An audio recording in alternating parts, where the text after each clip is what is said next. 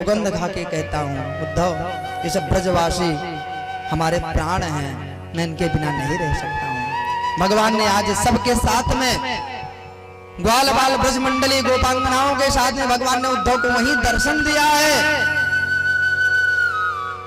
कभी हम इनसे अलग नहीं रहते और हम कभी वृंदावन छोड़कर भी नहीं जाते उद्धव, ये हमारा संकल्प है। वृंदावनम परित्यज्य पादमेकं न गच्छति, एक पग भी मैं वृंदावन छोड़ के कभी बाहर नहीं जाता हूँ। धन्य है ऐसा वृंदावन। आज भी अभी भी इस घोर कलिकाल में धन्यम वृंदावनम तेरा भक्तिर नृत्यति प्रचा, आज भी वहाँ जगह जगह कदम कदम पे भक्ति आज भी नृत्य करती है, ताता थैया करके आज भी भक्ति नृत्य करती है। धन्य है ऐसा वृंदावन।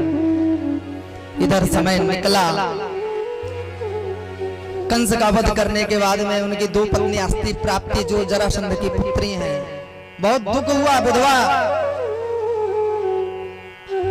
पुत्री जाकर के अपने पिता के घर में सारा समाचार सुनाया कि हमारे पति को मार दिया गया। बहुत क्रोधित हुआ जरासंध। आज बहुत विशाल सेना लेकर के आज मथुरा के ऊपर आक्रमण करता है। ठाकुर जी सेना लेकर के युद्ध करते हैं, बहुत भयंकर युद्ध हुआ। ऐसे ही एक दो बार नहीं, पूरे 17 बार जरासंध ने कई अक्षौणी सेना लेकर के आया, मथुरा पर चढ़ाई की, लेकिन वो सफल ना हुआ। आज ब्राह्मणों को बुला करके यज्ञ पूजा पाठ अनुष्ठान कराया। हजारों ब्राह्मण को आज अपने सेना में आज सेना पद पर नियुक्त किया। सब ब्राह्मणों को आगे कर दिया और कह दिया कि हमको लगता है कि वो कृष्ण ब्राह्मण भक्त है, अब तुम लोग आगे रहोगे, अगर मारे जाओगे तो तुम्ही को मारेगा, पहले हमको नहीं मारेगा। हमारे सेना और जो सेना के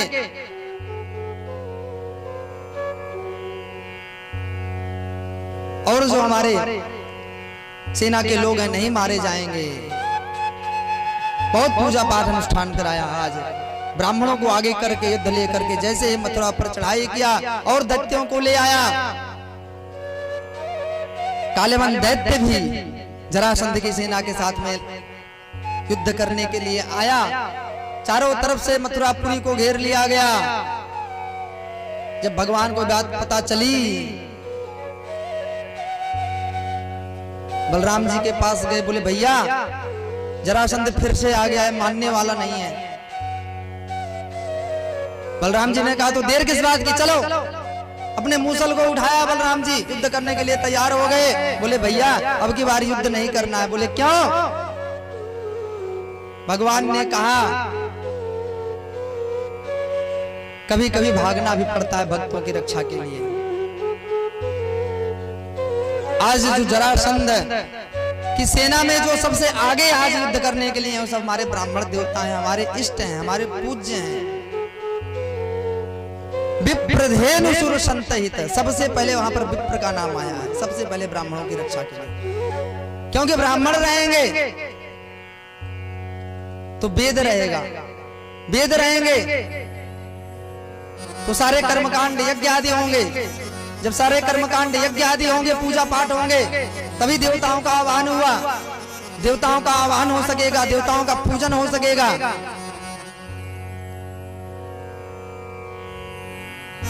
नहीं तो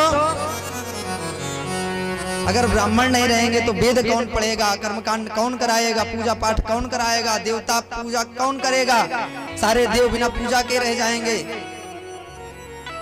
अकाल दुर्भिक्ष पड़ेगा, किसी को सुख शांति नहीं मिलेगी। इससे सबसे पहले मूल ब्राह्मण की रक्षा के लिए विप्रधेनु सुर संतहित। भैया आज इसने ब्राह्मणों को आगे किया, इसलिए आज हमको भागना पड़ेगा। आज ठाकुर जी ने आज ने संकल्प से कुबेर को आदेश दिया, द्वारिकापुरी समुद्र में द्वारिकापुरी का निर्माण कराया है। सोने की द्वारिका सारे मथुरा वासियों को द्वारिकापुरी में भेज दिया है रातों रात। और ठाकुर जी दूसरे गेट से निकलते हैं, देखते हैं कालेवन अपने सेना के साथ में खड़ा है। ठाकुर जी आगे आगे भागते हैं, पीछे पीछे कालेवन पीछा करता हुआ। अरे कृष्ण भागता क्यों है? डरपोक है, रुक अभी मैं बताता हूँ, तू हमसे युद्ध कर। अगर तू वीर है। लेकिन ठाकुर जी नहीं सुनते, आगे आगे भाग रहे हैं। जाते जाते आज राजस्थान धौलपुर में गुफा है, उसमें जाकर के अंदर प्रवेश कर गए। पीछे पीछे कालेवन भी पीछा करता हुआ पहुंचा।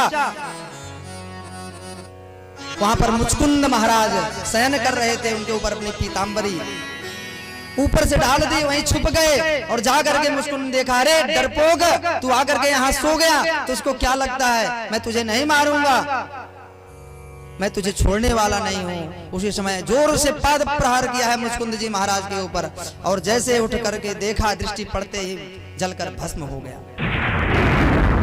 बोले मुचकुंद जी महाराज की जय। देवताओं की तरफ से रघुवंशियों में थे, देवताओं की तरफ से युद्ध किया, एक बार बहुत थक गए। देवताओं ने कहा वरदान मांगो। बोले भगवान अगर देना चाहते हो तो हमें बहुत निद्रा लगी है, थक गया हूं मैं, हमें केवल सोने दो। सोते समय बीच में आकर के हमें कोई उठाए नहीं। देवताओं ने कहा ठीक है, अगर कोई उठाएगा तो जल करके भस्म हो जाएगा। आज वही आशीर्वाद कालेवन के लिए आज श्राप के रूप में परिवर्तित हुआ। देखते ही दृष्टि पड़ते जलकर भस्म हो गए। आसपास देखा तो सामने किनारे ठाकुर जी खड़े हैं, मंद मंद मुस्कुराते हुए पीतांबरधारी का दर्शन करके आज बहुत ही गदगद हुए। बोले भगवान आपका दर्शन हुआ, हम धन्य हुए। ठाकुर जी ने कहा जाओ घोर कलिकाल में हमारे भक्ति का प्रचार प्रसार करो, हमारी नाम की महिमा बताओ जिससे लोगों का कल्याण हो। वही मुचकुंद जी महाराज नरसिंह मेहता बन करके जन्म लिए और घर घर में भक्ति का प्रचार किया है। ठाकुर जी साक्षात नरसिंह मेहता के यहाँ भी आए, कालेवन का उद्धार हुआ है। भगवान वहां से निकले और द्वारिकापुरी की तरफ दौड़े। जरासंध सेना के सहित में पीछा किया, जाकर के एक पहाड़ पर चढ़ गए, चारों तरफ आग लगवा दिया। ठाकुर जी वहीं से अंदर छलांग लगा दी, द्वारिकापुरी में पहुंच गए। बोले द्वारिकाधीश भगवान की जय हो। समय बीता, रेवत की पुत्री रेवती से श्री बलराम जी का विवाह हुआ। इधर विदर्भ देश के राजा कुंडनपुर में भीष्मक जी महाराज हैं, इनके 5 पुत्र और 1 कन्या, जिसका नाम रुक्मिणी, जो साक्षात लक्ष्मी स्वरूपा है। 5 पुत्रों में सबसे ज्येष्ठ पुत्र रुक्मी बहन विवाह के योग्य हो गई है, सुंदर वर ढूंढा जा रहा है। नारद जी के द्वारा रुक्मिणी जी बहुत सुंदर भगवान का गुणगान सुना, भगवान के प्रति लगाव हुआ, उन्हीं का स्मरण करती हैं, उन्हीं का चिंतन करती हैं, उन्हीं से विवाह करना चाहती हैं। लेकिन रुक्मी अपने मित्र शिशुपाल से अपने बहन रुक्मिणी का विवाह कराना चाहता है। पिता भीष्मक को भी ये बात अच्छी नहीं लगी, लेकिन क्या कर सकते थे, बेटा बड़ा हो गया है, कुछ कह नहीं सकते। ये बात जब रुक्मिणी ने अपने भाभी से बताया तो भाभी ने कहा चिंता मत करो, द्वारिका नाथ हैं, बड़े दयालु हैं, जरूर सुनेंगे, सबकी सुनते हैं। तुम ऐसा करो, एक पत्र उनके लिए लिख दो। समय निश्चित हुआ, शिशुपाल के साथ में विवाह का समय आया और इधर बहुत ही कुछ कम समय बचे थे। आज एक ब्राह्मण देवता के हाथ में पत्र देकर रुक्मिणी जी आज कहती हैं जाओ ब्राह्मण देवता द्वारिकाधीश के हाथ में पत्र दे देना। ब्राह्मण देवता वहां पहुंचते हैं, ठाकुर जी के हाथ में पत्र देते हैं। भगवान आपका विशेष पत्र है, इसको एकांत में पढ़ना। भगवान ने कह दिया ब्राह्मण देवता, ब्राह्मण हमारे लिए हर जगह हर समय कहीं भी प्रवेश इनका वर्जित नहीं है और इनके लिए इनसे कुछ छुपा नहीं है। इसमें क्या लिखा है तुम ही हमें पढ़ के सुनाओ, किसका पत्र है? बताया विदर्भ देश के राजकुमारी का पत्र आपके लिए आया है और बहुत सुंदर, आज 7 श्लोकों में सुंदर पत्र लिखा है। ब्राह्मण देवता पढ़ करके सुना रहे हैं। श्रुत्वा गुणान् भुवन सुंदर शृण्वतान्ते निर्विश्य कर्णविरैर्हरतो गतामम् रूपां दृशां दृशिमता मखिलार्थलाभम् त्वय्युच्युता विशदचित्तम् पत्रपम् श्रुतवा गुणान भुवन सुंदर, हे भुवन सुंदर, हमने आपके गुणों का, आपके गुणानुवाद को श्रवण करके मन ही मन हमने आपको वर्ण कर लिया है, वर्णित कर लिया है। हम आपसे ही विवाह करेंगे। भगवान, हमने आपके बारे में बहुत कुछ सुन रखा है। आप बड़े दयालु हैं, कृपालु हैं, आप सबके मनोरथ पूर्ण करते हैं। तो आप अगर दयालु हैं तो आप आकर के हमारे मनोरथ को पूर्ण करें। और हे भगवान, हमारे पास समय भी बहुत कम है, कहीं ऐसा ना हो कि सिंह के भाग को कोई गीदड़ ले जाए, इसलिए समय रहते ही आपको आना पड़ेगा। और नारायण, अगर आप नहीं आए तो मैं शरीर छोड़ दूंगी, आत्महत्या कर लूंगी। अगर वर्ण करूंगी, किसी का विवाह करूंगी तो आपसे ही करूंगी। अगर आप सोच रहे हो कि राजकुमारी वो कैसे आएंगे, सुरक्षा प्रबल है, तो भगवान हमारे यहाँ पर एक परंपरा है, जब कन्या का विवाह होता है तो कुल देवी का पूजन करने जाती हैं। और जब मैं कुल देवी का पूजन करने जाऊंगी तो वहीं मंदिर में भगवान आकर के आप हमारे हाथ को पकड़ें और वहीं पर पानी ग्रहण करें। पूरा पता बता दिया, सब स्पष्ट लिख दिया।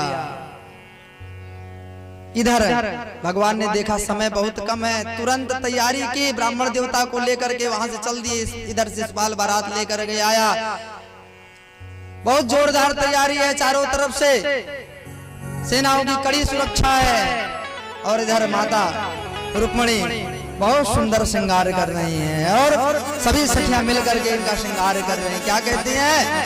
आओ मेरी सखियां मुझे मेहंदी लगा दो, मेरी सखियां मुझे मेहंदी लगा दो, मेहंदी लगा दो मुझे ऐसी सजा दो, लगा दो मुझे ऐसी सजा दो, मुझे श्याम सुंदर की दुल्हन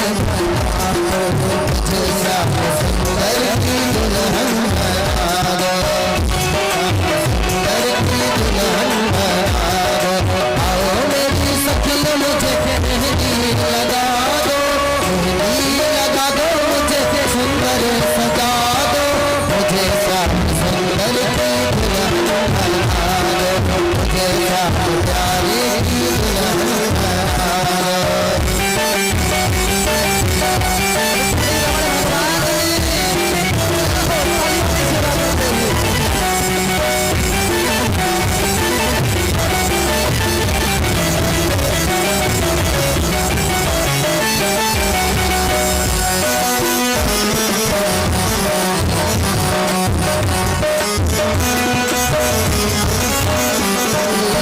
सत्संग में मेरी बात चलाई, सत्संग में मेरी बात चलाई, सतगुरु ने मेरी कीर्ति सगाई, सतगुरु ने मेरी कीर्ति सगाई।